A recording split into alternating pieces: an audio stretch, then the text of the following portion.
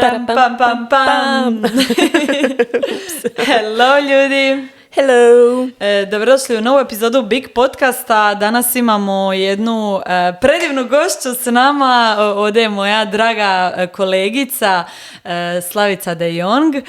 Inače moja prijateljica zadnje 3 godine i jedna predivna duša. Koja inače ima različite titule, osim što je prijateljica i divna duša. Ona je majka 4 djece i žena i samozaposlena uspješna poduzetnica.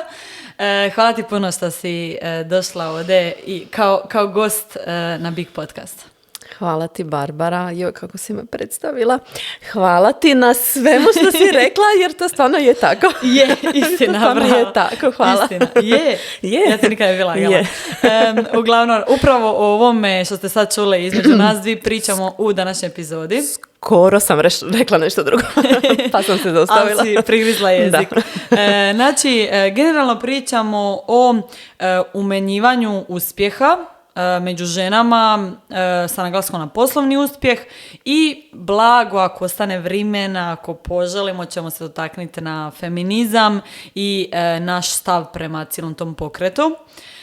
Potencijalno ćemo proći pozitivne i negativne strane, ali ćemo se fokusirati na umanjivanje poslovnog uspjeha, zašto neke žene teško primaju komplimente, zašto banaliziraju svoj uspjeh i slične stvari. Znači, do ove teme smo došli tako što je Slavica objavila na svoj Instagram story doslovno, znači o čemu sam sad rekla. Znači, Slavica, želiš reći kako je to izgledalo? Kako je to izgledalo? Kako ste uopće došla do toga da si objavila te storije i onda snimala YouTube video? Pa ne znam, evo, tih dana sam imala nekoliko situacija. Bila sam u društvu nekih žena poduzetnica gdje su se sve, hvalile. Nisu se hvalile, nego se jednostavno govorilo o svom poslu i svojim poduhvatima i ja sam se tu našla situaciji gdje sam, iako sam jako uspješna u tome što radim, jako teško su te riječi izlazile iz mene da sama sebe na neki način pohvalim. Nekako mi je to bilo nelagodno. I bila sam u nekim drugim situacijama gdje sam shvatila, pa čekaj, zašto ja u biti umanjujem vrijednost svog uspjeha? Znači, imam YouTube kanal koji ima skoro 100.000 pratitelja, Instagram profil koji je prešao 50.000 pratitelja, TikTok koji ima 32.000 pratitelja i stvarno znam, odnosno svjesna sam svog uspjeha, svjesna sam da to što radim je dobro, ali našla sam se u tim nekim situacijama u kojima sam otvorila sama sebi oči i rekla vrijeme je da prestanem to raditi. Da. Točno. I ja se isto često puta uvatim da recimo, sad gledam recimo tvoju situaciju i sad ću ja tebi najiskrenije uputiti kompliment što je stvarno mind blowing, jer staneš i razmisliš, čekaj, znači ti si iz ničega napravila nešto, znači nije postaje Instagram profil, nije postaje YouTube kanal, ti si naučila pobrojam kako snimat, kako editirat, kako objavljivat, kako napraviti YouTube thumbnail, sama si sebe naučila brdo toga, kao hobi si počela raditi nešto iz čiste strasti, znači možda i potrebe zato što rekla si sama da si tražila taj mama sadržaj, da je možda falilo na Balkanu i da si ti odlučila biti neću reći predstavnik, ali eto, odlučila si podijeliti sva iskustva vezane za majčinstvo na društvenim mrežama i onda je iz toga, znači, sama si sebi zadala slični cilj kao što sam si ja zadala, to je 1 godinu dana. Tako je 1 godinu dana, čarobna brojka, godinu dana. Ako 1 godinu dana to i to ne postignem, ništa, sve ću baciti u smeće i radit ću nešto drugo. Ne baš, ali skoro. Ne, ja sam na isti način, ja sam sebi rekla, ok, ovo počini s hobija, počini čisto i znači, ali nikad, znači, meni nikad nije bilo u zadnjem kutku uma da će mi ovo biti full time job. Znači, nikad. Ma ja nisam imala pojma u tom trenutku da to uopće može biti posao. Uopće. Da ti može biti pare od ovoga. Mislim, kao negdje u Americi. Da, u Americi, naravno. Ali kod nas njih smo gledali. I oni smo bili, oni to rade. Kako bi to bilo cool.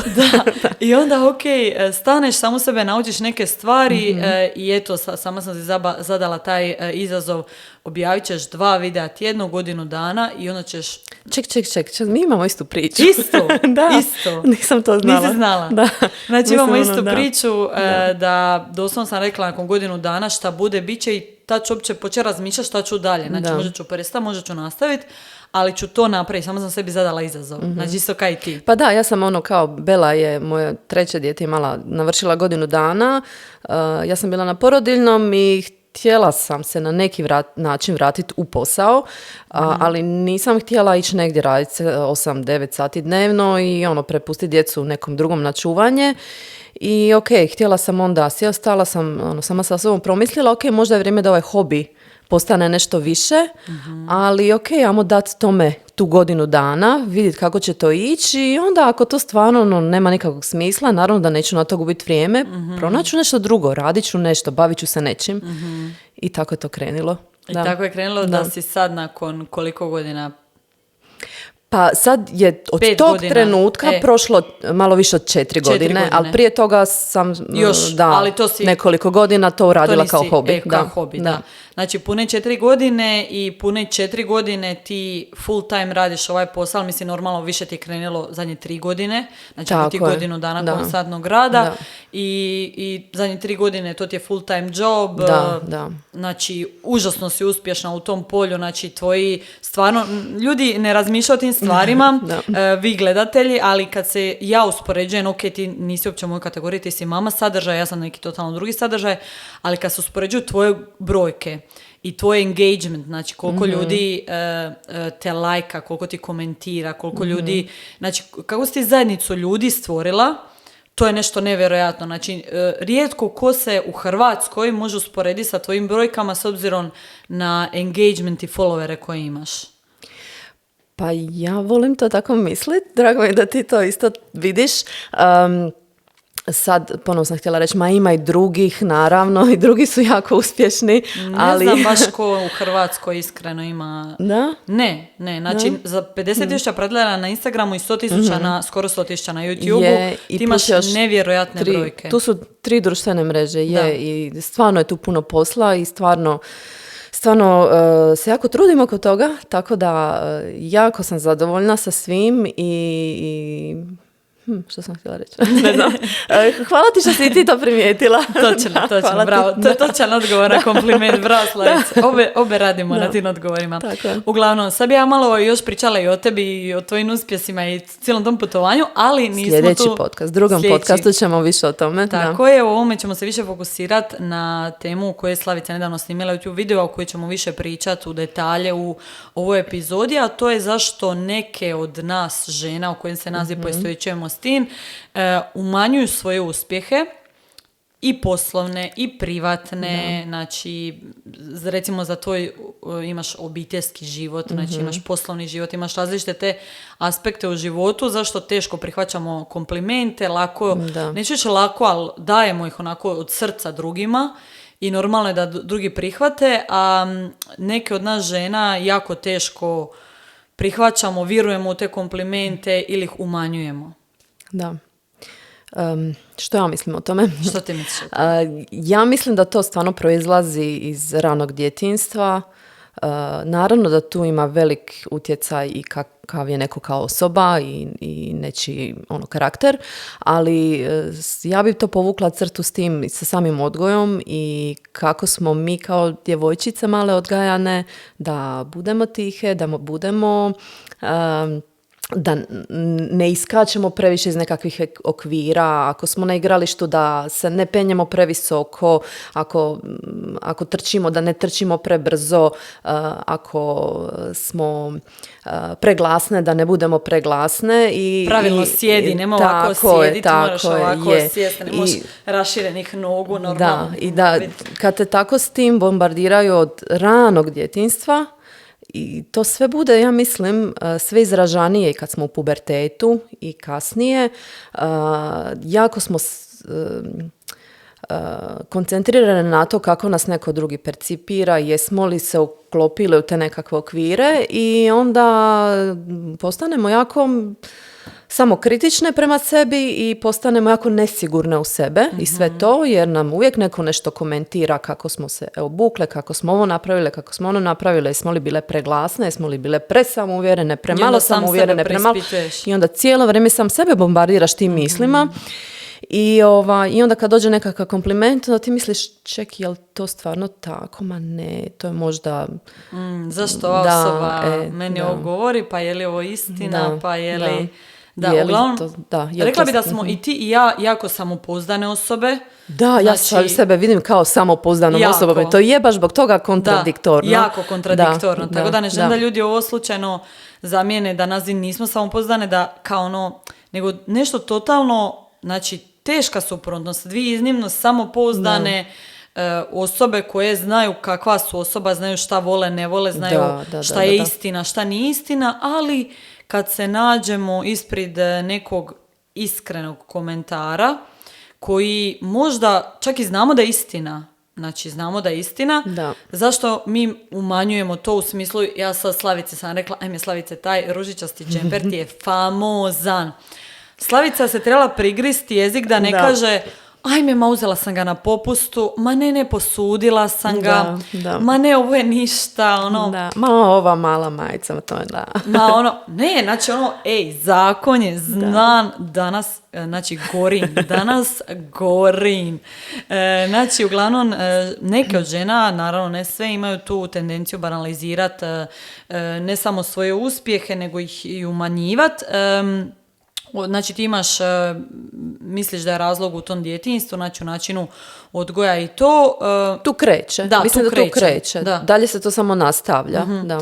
Znači ne misliš da su možda neke žene, u biti znam da to misliš da smo malo prije pričali o tome, znači da su ambicioznije od uspjeha koje su ostvarile i misle da mogu bolje.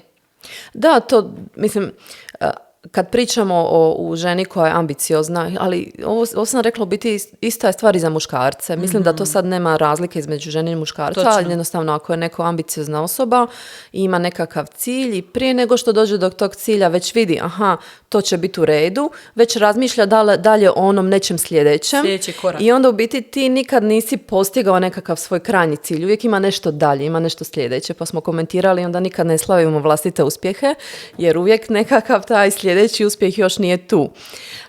I da, to je isto jedan od razloga. Kao, došla sam do toga, ali to nije sve. Ja nisam sad stala, ima još nešto. Točno, Da. znači kad meni recimo Gašo kaže, ajme Barbara, bravo, kaj izbacila si se u prvu kolekciju keramike, ono svaka čast, jesi ponosna na sebe, ono, zašto? A ti ono Zašto bi razmišljaš bila ponosna? Znači, pogledaj ove šalice, znači, pogledaj savu drugu kolekciju, 100 puta je bolja od prve, a znam da će treća biti bolja, zašto bi slavila? Ovo Slavica drži jednu šalice iz druge kolekcije. Znači, kad vi ovo gledate, vjerojatno već rasprodana, tako da Nadam watch se. out za treću kolekciju.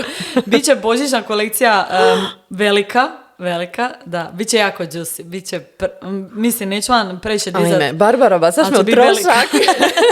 Imat ću doma samo kolekciju Barbarenih šalica, stvarno su savršene, Barbara. Slavica je jedna, mislim čak i prva osoba koju sam poklonila svoje šalice za rođendan. Da. Isto su bile na limun i na temu tih limuna sam napravila ovu drugu kolekciju, sam stavila male limuniće. Uglavnom, da, i cvjetiće od limunića. Uglavnom, znači imam tu tendenciju ne vidit ponos u stvarima koje sam napravila i reći, wow, vidi, ovo je baš ono super, nego mene totalno neke druge stvari vesele. Recimo kad neko kupi moju keramiku, mene uopće ne veseli, ali to najiskrenije govorim, kad ja vidim 100 kuna uplaćenih na moj račun, 150, nebitno koliko je ta osoba, pa to je meni ono, ok, hvala, jer znam da trebam staviti cijenu na svoj rad, ali kad mi ta osoba pošalje sliku da im je stigla ta šalica, su njoj napravili kavu, da je koriste, da ima novi dom ta šalica, novi život, znači neki moj rad u tuđoj kući, to mi je ono, znači ono... To mogu, mislim, ne mogu ti zamisliti to je baš ono da, super. Predivno, predivna stvar. A reci mi, jesi li kad se našla u situaciji, sad ja dijelim neke svoje što sam imala iskustva, može. Kroz recimo osnovnu i srednju školu, kad bi se onako našla u ekipi, znala bi umanjivati svoju inteligenciju i pravi se malo priglupa kako bi se uklopila u ekipu gdje bi mi recimo druga osoba nešto ili objasnila, pa bi se rekla, aha, to je tako, jako već znam to. Znaš šta, ja to još uvijek radim, nažalost. Mislim, ja sam jako veliki empata. Ja sam, kad se nađem u prostoriji s nekim, ja se prilagođavam energiji te Ja isto. prostorije Ja isto. i onda da, u nekim situacijama se ili spuštam ili pokušavam uzdignuti na neku razinu ili energetski približiti toj osobi. Čak i ako umanjuješ svoju inteligenciju, Da, tak. i to je ponekad super, ponekad i nije baš toliko super, ali da, nekako, evo, baš je to nešto što mi nije drago u biti da radim. Da, na to bi mi trebalo obje dvije poraditi, čini mi se. Čini mi se. A ja Pitanje je jedino koja se prilagodila čijoj energiji danas. Ne, ja mislim da smo nazi toliko opuštene Da, i je, da jesmo, jedna jesmo. druga stvarno. Ali ne znam, jel znaš odakle potiče ta empatija u ljudi? Jel znaš odakle to dolazi? Ne znam, ja nekako imam osjećaj da si rođen s tim, ali nemam pojma u biti. Nisi rođen Aha, s tim, nažalost. reci To mi, sam molim tek te, prije par Barbara. godina saznala. Neće ti biti baš drago čuti odgovor, ali bar dijelimo Ali zajedno ono, iskustvo. duboka nesigurnost. Ne, potiče ti iz trauma iz djetinjstva. Moguće, vrlo moguće, razumljivo. Ok, znači- ček, zar ne potiče sve iz trauma od Znači, toga? potiče ti od jednog ili više nestabilnih bliskih ljudi, mogu to bi roditelji, mogu bi neke druge osobe, babe, dide, nebitno, Da. koji su emocionalno nestabilni u smislu da ne znaš nikad kako će reagirati na neku situaciju, Da. hoće li biti u dobroj volji, hoće li biti u lošoj, hoćeš li ti biti, nabit će te na koplje zato što si neku Da. banalnu stvar napravio i onda ti moraš očitavati energiju u sobi čim se nađeš u njoj Da.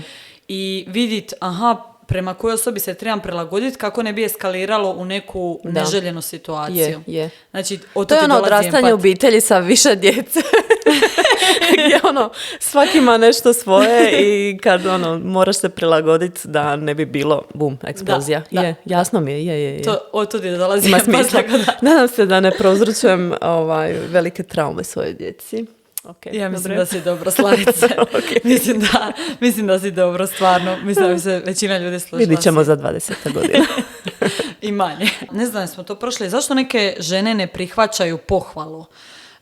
Znači, je li to razlog zato što im nije stalo do mišljenja tih ljudi koji ih hvale ili je neki drugi, znači, je li to sad povezano s ovim o čemu smo pričali? Pa mislim da je jedno i drugo. Mislim da je možda ta osoba jednostavno nesigurna u sebe ili jednostavno taj ko daje taj kompliment možda nije iskren u tom komplimentu, pa to osoba primjećuje, ne znam. Što ti misliš? Rekla si mi da se nisi našla sa takvim situacijama u osnovnoj i srednjoj školi gdje si možda potencijalno bila okružena sa par prijateljica koje su ti doslovno svaki put kad bi te vidjele dali neki kompliment i on se nakon nekog vremena skuže, čeka, pa ovo nije iskreno. Ako se svaki put vidimo, imaš li dati neki kompliment, stani malo. Da, mislim, bilo je takvih osoba, ali ne bih rekla da sam se s njima družila, da su mi bile prijateljice, možda čisto kao Površno. kolegice iz razreda, ali ne bih rekla da su osobe s kojima sam se blisko družila da su dijelile tako nekakve lažne komplimente.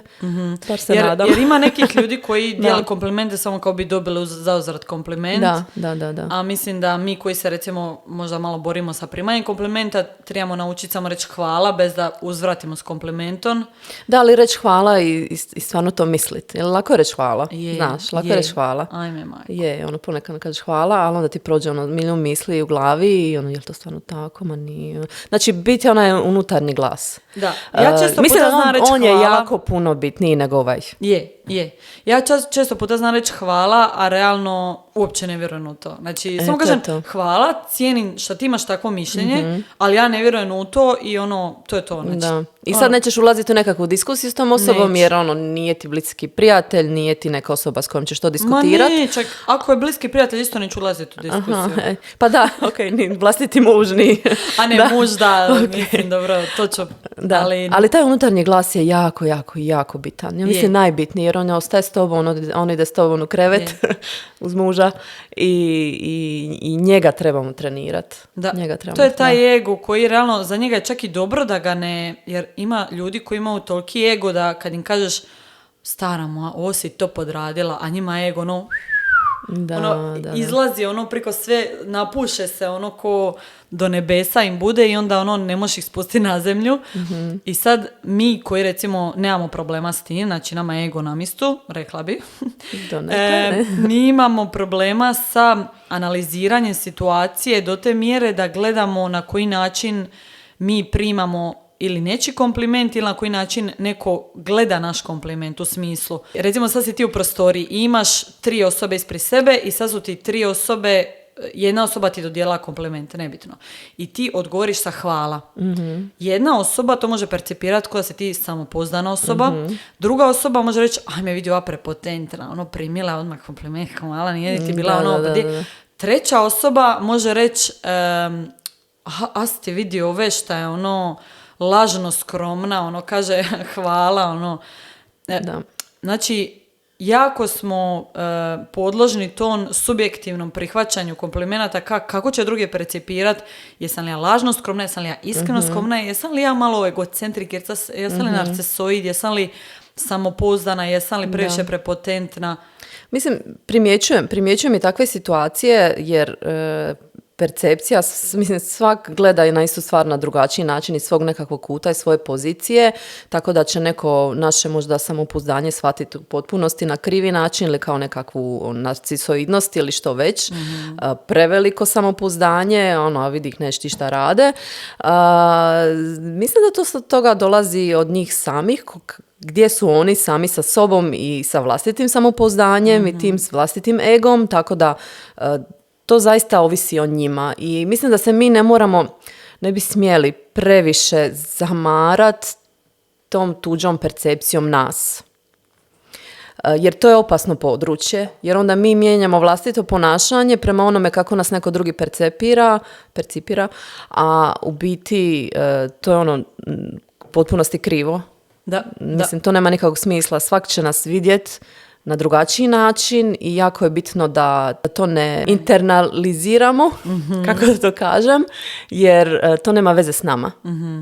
Je. Da. O tome smo pričali isto nedavno u emisiji sa Materom, di stvarno, znači smo rekli da osoba koja ti recimo ostavlja neki lip ili ružni komentar samo zrcali svoje unutarnje ja. Ništa drugo. Tako je. Znači, reci mi, iako ste već odgovorila u svom YouTube video na ovu temu, ali za slušatelje podcasta, koja je razlika između umanjivanja uspjeha i lažne skromnosti?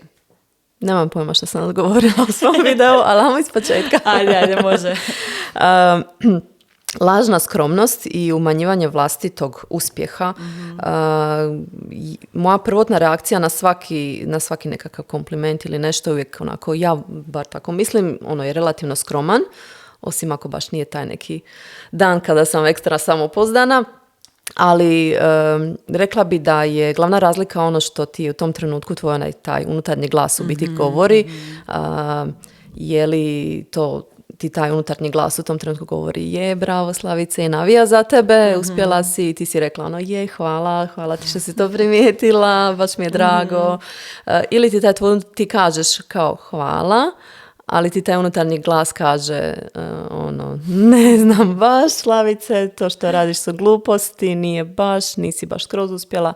Tako da taj unutarnji glas je ta razlika između lažne skromnosti i umanjivanja uspjeha. Pa evo ja bi ti pitala tebe, Barbara, šta misliš da bi one žene koje se nalaze u takvim situacijama i žele raditi na tome, dakle da krenemo i kako da radimo na tome? Ja sam uvijek za odlazak u psihologa.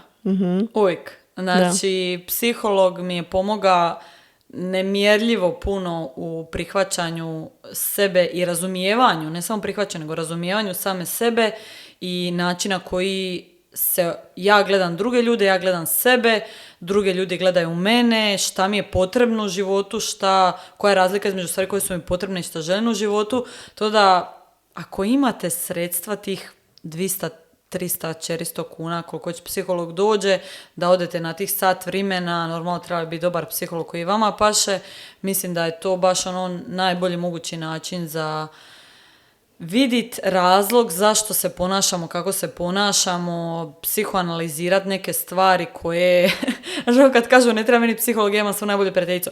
Znači i tebi i tvoj najbolje prijateljici treba Zajedno psiholog. treba grupna terapija. Znači grupna Da, terapija. okej. Tako da, ne Mislim, znam. slažem se s tobom, posebno ako neko ima onako veće možda probleme ili bilo kakve... Ma čak, mislim da ti čisto ne trebaš ako i imati nemaš velike probleme, probleme. lijepo uvijek s nekim popričat. Je.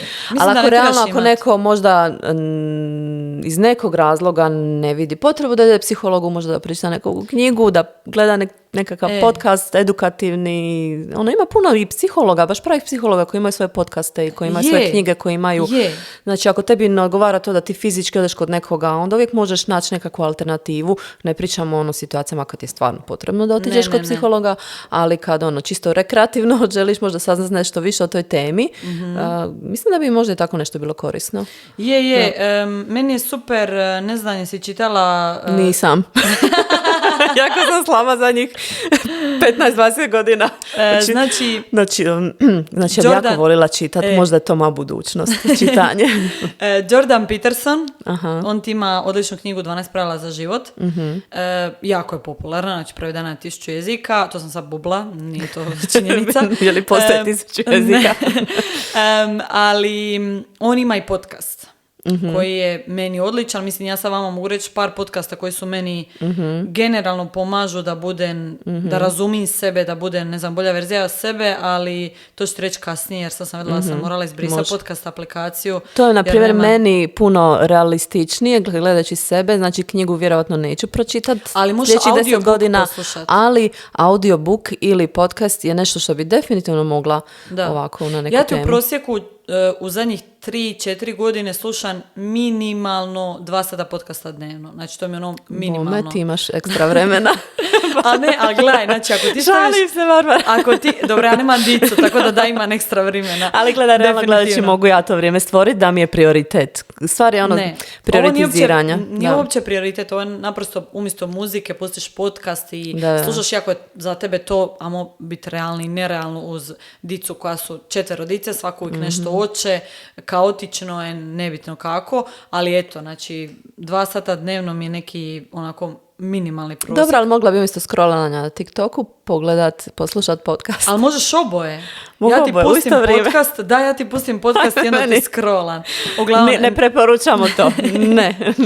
Ne. Neki od podcasta koje vam preporučam su On Purpose od Jay Shettyja, The Diary of CEO od Stevena Barletta, The Impact Theory po meni broj 1. Ako ćete samo jedan podcast poslušat, The Impact Theory od Tom Bilyeu, jako me teško prezime za izgovorit, Bilyeu, onda od The Rich Roll podcast, famoza, znači toliko predivni gosti, toliko elokventne teme, znači nešto odlično. To su sve strani podcasti, znači samo ih možete slušati ako znate engleski. Za hrvatske podcaste predložila bi Exploru, znači Korado Korlević, famozne teme koje su vezane za trenutnu situaciju u svijetu, jako filozofski, jako, znači, predivne teme. Ali definitivno su mi ove strane bliže nego domaće. Deep Dive od Alija Abdala isto je odličan. Uglavnom to su neki podcasti koje slušam redovito na tjednoj bazi. Dobre, Slavica, ajde sad smo prošli ovu temu sa umanjivanjem uspjeha, sad se možemo na kratko, imamo još, pa možemo još nekih 10-15 minuti Ja imam pričat. cijeli dan. Meni u 2 izlazi kolekcija, tako da nemam cijeli Ništa, dan. okay. Ali možemo se dotaknuti teme feminizma, jednakost spolova, koje su potencijalne pozitivne i negativne strane feminizma. Da. Možda malo se dotaknuti toksične muškosti, šta traži taj feminizam, taj ekstremitet neki koji imamo u svakom pokretu, pa tako i u feminizmu. Reci mi, koje je tvoje stajalište i gledalište toga? Da. Ovako kad javno iznosiš neko svoje mišljenje, uvijek si ono kao uvijek je tu ono, ako sad kažem da sam feministkinja, ovi će me, jedni će me ubit, ako kažem da nisam feministkinja, drugi će me ubit. Ja jesam feministkinja, ali ne slažem se sa načinima kako se ponekad taj feminizam prezentira. Ovo je jako kompleksna tema, jako tako da je, kompleksna molim vas, tema, nemojte tako se je. ovo shvaćati, da sad poslušate samo ovaj dio i onda ne slušate. Znači, izvući iz konteksta Da. i reći Slavica je feministkinja, eno zapalit će svoj grudnjak, neću. Iako jako lijepo osjećam ako skinit ga i biti slobodan. To muškarac ne može razumjeti. Ne može, tako ne da. može. I biti u tome, možda nekako najjednostavnije svojim nekim riječima da to opišem, realno gledajući muškarci i žene su različiti, uvijek će biti različiti i za mene feminizam nije pokušavanje izjednačiti ženu i muškarca na taj način. To je apsolutno nemoguće i čak i ne mislim da ćemo ikad biti u potpunosti ravnopravni, jednaki u svemu. Nećemo niti slično. Nećemo, jer to je jednostavno nerealno. Nerealno. Apsolutno. I način na koji ja gledam feminizam apsolutno nije dijeljenje nikakve mržnje prema muškarcima. Volim muškarce. Volimo ali isto muškarce. Volim i žene. Volimo i žene. Da. Sve volimo. I stvar je u tome što su žene na jednoj dubokoj razini već generacijama na više nivoa i na obiteljskom i na poslovnom i društvenom i svim tim nivoima jednostavno nemaju jednaku polazišnu točku kao muškarci. Ne u svemu, nećemo sve generalizirati, naravno, ali ja bi voljela vidjeti tu nekakvu budućnost i za svoje djevojčice da ipak imaju malo ravnopravniju polazišnu točku kao muškarci. Da. I da je to nešto za što se trebamo boriti, nešto na čemu trebamo raditi, jer kako trenutno sada društvo funkcionira, neće se dogoditi samo od sebe. I zato podržavam feminizam i podržavam aktivizam u tom smislu, ali ne volim kada to ide u nekakav ekstremizam, feministički ekstremizam, jer onda mislim da je krivo shvaćen i da onda radimo nekakav kontraefekt u tome svemu što želimo postići. Onda su žene seksisti, one koje idu do tog mrziteljice muškaraca i tako dalje. Mrziteljice muškaraca, mislim, ako se ti nećeš brijati, rodice, nemoj se brijati, meni to sve pet, nešto nosi redžipet. Ja 95% vremena ne nosim redžipet, znači to mi je nešto... Ali se brijem. I brijaću se i volim žene, volim muškarce. Ono što mislim da je jako nesvačeno u feminizmu što se tiče sa muškog stajališta i gledališta, zašto neki muški kažu ajme feminizam, jesi ti drugiraš ono što ti je. Je što muškarci ne shvaćaju da žene kad kažu ja sam feministkinja, one samo žele reći da ja tražim jednaku priliku, znači i mogućnost izbora. Ništa više. Ne kažem da sam ja jednako snažna kao ti. Ja ne kažem da mi možemo napraviti jednake stvari. Ti ne možeš napraviti iste stvari šta i ja. Ti ne možeš roditi, ne možeš dojiti, ne možeš brdo stvari. Mi žene ne možemo brdo stvari šta ne možemo napraviti. Barbara, šta ne možeš ti napraviti? Meni želiš reći? Čekaj, ima stvari. Ima stvari, naravno. Ne možemo ih sad smisliti, ali ima ih. Ovo loše izgleda, ali ima. Znači, definitivno, ovo je toliko kompleksna tema di sad kad pričam recimo o rodnim ulogama, znači kad ti gledaš ženska, u nje se očekuje da ako želi normalno rodi pa ostane doma, sa tom ditetom da muškarac bude vanka, da on radi pa onda donosi prihode doma, da žena bude, ne znam, kućanica kroz to vrijeme dok ne radi. Mislim da je jako teško, ima i pozitivnih i negativnih stvari u apsolutno svakoj temi. Osobno mislim da je negativna stvar kad gledamo ranu industrializaciju 1900. Kad je muškarci kad bi odlazili u rat i onda bi žene ostale doma, normalno falilo je radne snage, onda su žene počele raditi u tvornicama, nisu ostajale doma, onda su se muškarci vratili iz rata, onda smo skužili, ajme, pa bilo bi baš super kad bi žene ostale raditi i žene su normalno okusile svoju paru i želile su tu priliku da nisu ovisne o muškarcu koji možda se nije predivno odnosio prema njoj i žele su neku vrstu samostalnosti. Znači, generalno žele su izbor, znači da mogu birat, ako ja ne želim biti s tebom, ako želim zarađivati svoju paru, ako želim biti neovisna o tebi, to mogu, što je užasno bitno. Ali ono što mi se ne sviđa u tom pokretu, u tom trenu kad se ta industrializacija desila, je što se to unovčilo na način da je na neki način razvrglo tu tu instituciju familije u smislu žena stvarno ne može se od nje očekivati i da bude karijerista, i da bude kućanica, i da kuha svaki dan, i da pegla, i da rađa, i da doji, i da uzdiže tu dicu, Da. a muški radi i kada dođe doma može nekad nešto napraviti ono što mu žena kaže. Nije proaktivan da će sam nešto napraviti. Mislim, u tom trenutku su žene dobile ono kao što su tražile, tu nekakvu svoju mogućnost rada i zarađivanja i svega, ali su im sve ove ostale uloge ostale jednake, znači ništa se drugo nije promijenilo. Ok, od tada se stvari mijenjaju, ali da, nažalost to je velika realnost i sadašnjeg vremena, a to je da žena ima svu slobodu, sve mogućnosti izbora, relativno u zapadnom svijetu možda, u većini ostatka svijeta ne. Što je isto velika tema i jako problematična, Velika tema, da. ali ajmo pričati sad o ovim našim okolnostima u kojima mi jesmo.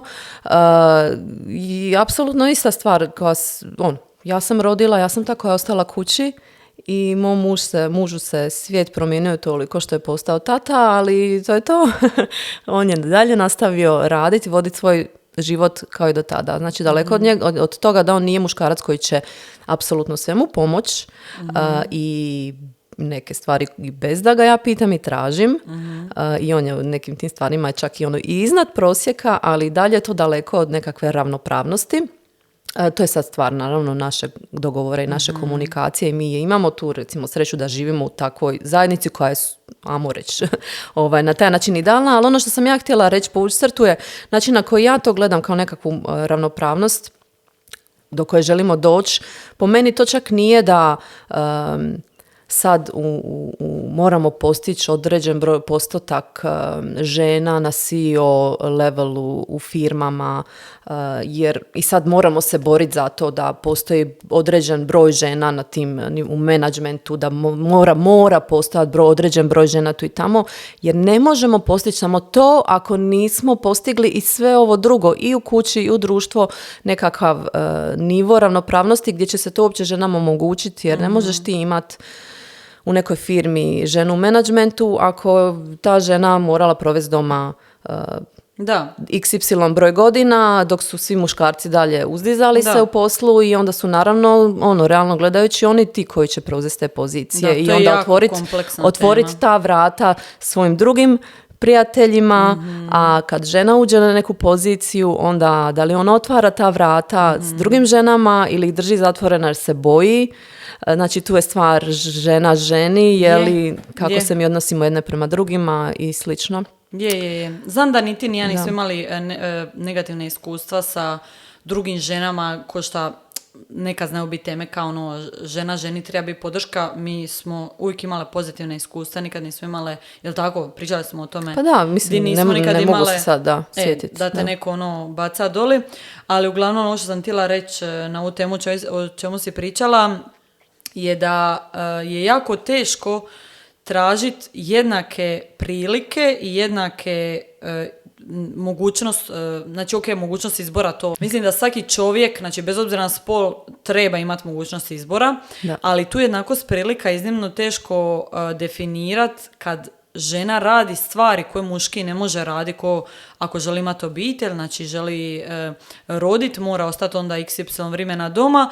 I sad se ti vraćaš sa tom stagnacijom, znači neko vrijeme nisi provela na poslu, dok je muškarac napredovao, ti si stagnirala i onda očekuješ, znači, da te se vrati na istu poziciju.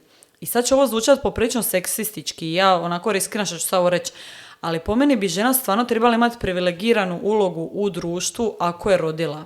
Znači, ako si ti rodila, ti bi trebala imati neku razinu pomoći koja nije normalno samo porodiljni dopust, nisu oni što se daju dohodak, kako se zove, za djecu i to, nego drugi način, veći način, bolji način, jači način koji će ženi pomoći ako to želi da uspije u karijeri, da ponovno nastavi sa svom karijerom.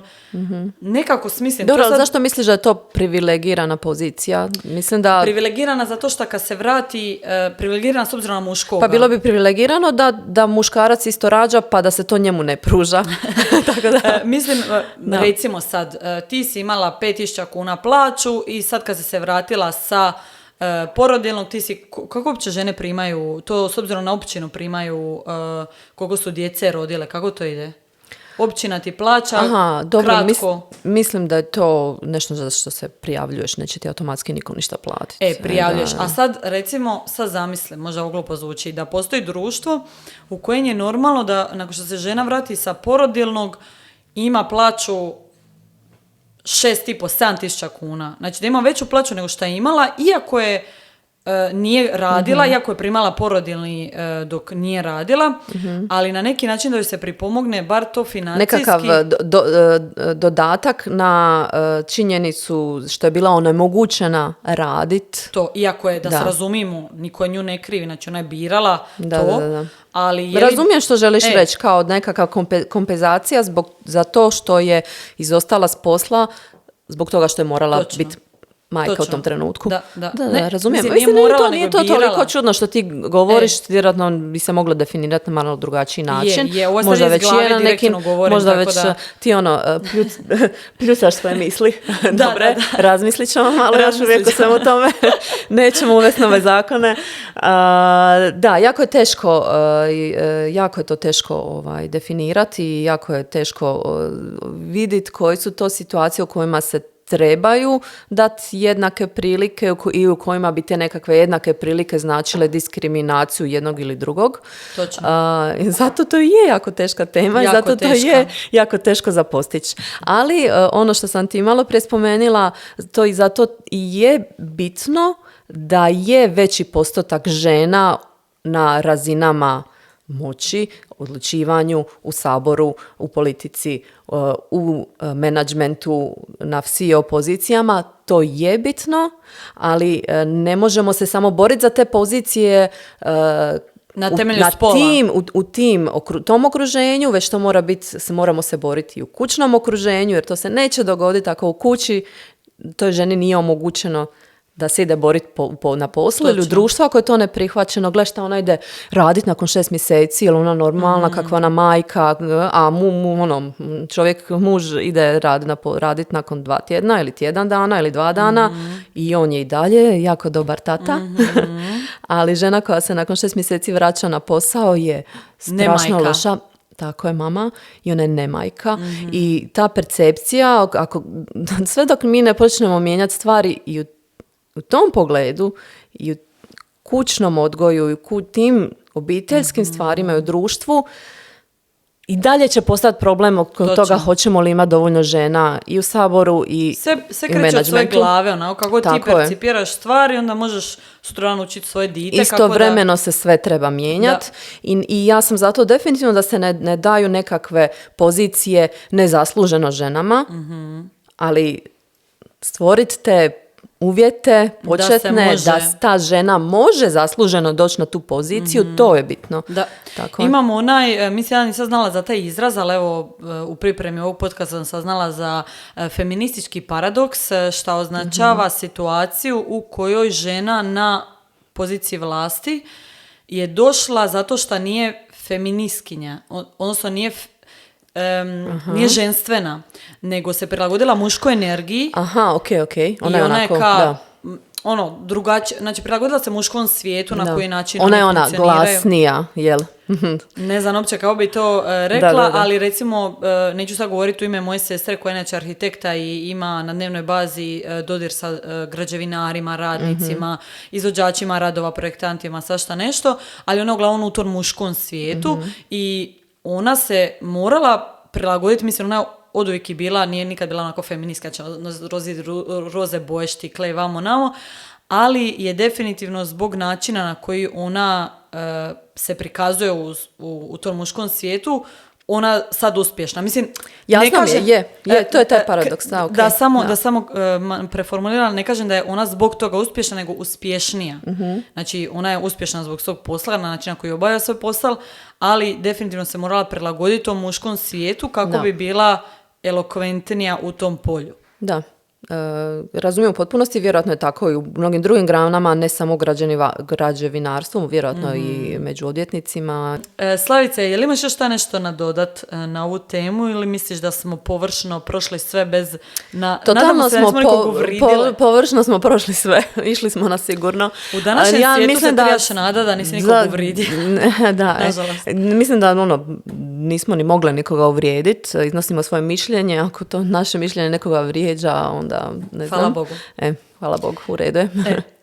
Ekipica, rado bi čule vaše razmišljanja, stajališta o generalno temu feminizma, jednakost spolova, umanjivanje uspjeha, toksična muškost, sve o čemu smo pričale, šta vi o ovome mislite, kakva su vaše iskustva, pozitivna i negativna i na koji način ste vi mijenjali mišljenja kroz godine, nadam se da ste napredovali iz potencijalno ako ste krenuli od nekog zatucanog mista, ste sad na nekom malo prosvjetljenijem. Dajte nam primjer što ste prije mislili, a sad više ne mislite.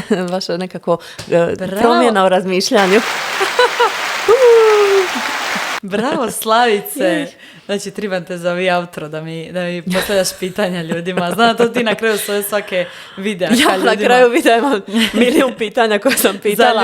Sve komentirajte mi sve dole u komentarima, ljudi više ne znaju šta bi komentirali. Ja sam ih pitala 100 stvari. Da. Uglavnom, odgovorite na ovo Slavicino pitanje. Slavice, hvala ti puno na ovom predivnom gostovanju. Hvala tebi. Bilo mi je jako lijepo.